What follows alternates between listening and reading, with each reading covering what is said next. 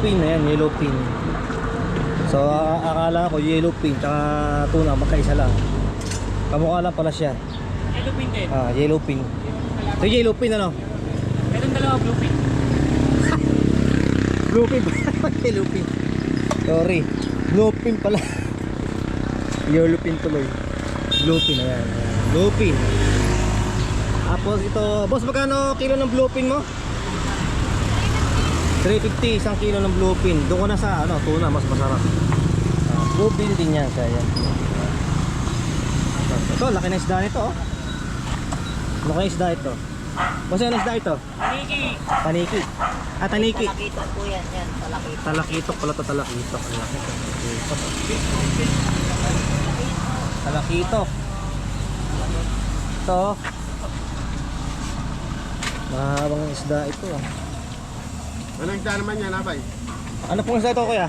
Ayan, taniki. Ayan ang taniki. Taniki. Taniki. Ito talakitok. Taniki. Sinampalukan dito, masarap. Tapos eh. Sinampalukan. Ay mga mamimili ni Ate Iya. Ayan. Marami ko namimili dito. Ate Iya. Yan po kuya, masarap yung tuna, ay ulo. Puputis ang kilo, ihasabaw nyo lang, alang tapon, ano? Babalikan namin yan sa araw. Babalik sila bossing. Taga saan mo ba kayo bossing? Tiga dyan lang, Gapan, bayan. Aga pala sila bossing. Ayan, babalik kayo mamaya. Sigurado ubos mamaya. Oo. Pag-uwi, ano, meron ng dala, ano? Ito po yung tindahan ni Ate Iya, Fresh Seafoods. Ano kailangan mabibili dyan? Oo, sa palengke na ka mabibili. Puro pila sa ano ron. Hindi, puro ano. Oo. Pinahati na po ni Kuya, ano. Kasi pwede kalahati yan eh, no? Pwede po. Oo. Ay, subukan natin. Siguro mga 500 yan, ganyan. 500 sa pero sulit. Dinudukot ang puto.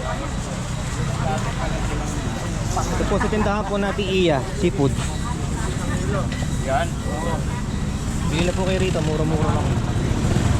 Kung bili kayo, mayroon pa kasama yelo, free. Dito yelo, free. Pag malayo. Pag malayo, ayan.